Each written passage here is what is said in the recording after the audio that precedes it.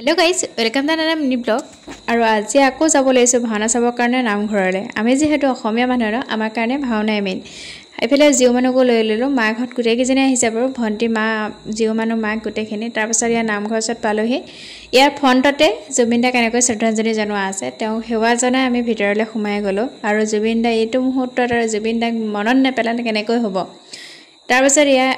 আমি আহি পালো নামঘৰ ভিতৰত ধুনিয়াকৈ বহি ললো আজি বিছে বহুতখিনি মানুহে হৈছে আৰু এই ভাওনা ভাগ আজি আছে নিহিংহ অৱতাৰ আৰু এই ভাওনা ভাগ গাঁৱৰ মানুহে ঘৰে আগবঢ়াইছিলে এই ভাওনা আৰম্ভ হ'বই হ'ল তেওঁলোকে নীতি নিয়ম মতে কামখিনি ধুনিয়াকৈ কৰি গৈছে সেৱাও জনালে তাৰ পাছত ইয়া নিহিংহ অৱতাৰ হোৱা সময়খিনি ইমান ধুনিয়াকৈ তেওঁলোকে সেৱা জনাইছে আৰু মই সেৱা ভাগ জনাই ললোগে যেহেতু তেওঁ আমি বহুত বেছি বিশ্বাস কৰো সঁচাকৈ ভগৱান আছে বুলি আমি বিশ্বাস কৰি আহিছো আৰু যি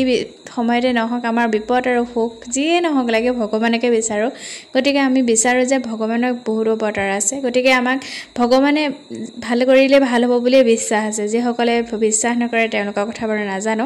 তেনেকৈ সকলে সেৱা জনালে আৰু আশা কৰিছো তেওঁ আমাক ভালে ৰাখক গোটেই গাঁওখনৰ ৰাইজক ভালে ৰাখক আৰু যি ঘৰ মানে তেওঁ ইমান ধুনিয়াকৈ আদৰি আনিছে আমাৰ গাঁৱলৈ তেওঁলোককো ভালে ৰাখক আৰু ভাওনা যেহেতু শেষ হ'ল আমি এতিয়া ঘৰ যাওঁ এফালে ভণ্টি আছে গোটেইখিনি আমি এতিয়া ঘৰ যাব লৈছো আৰু এফালে ভাইটি এটাও আছিলে বাৰু আজিলৈ আহিছো যদি ভিডিঅ'টো চাই ভাল পালে পেজখন ফলো কৰিব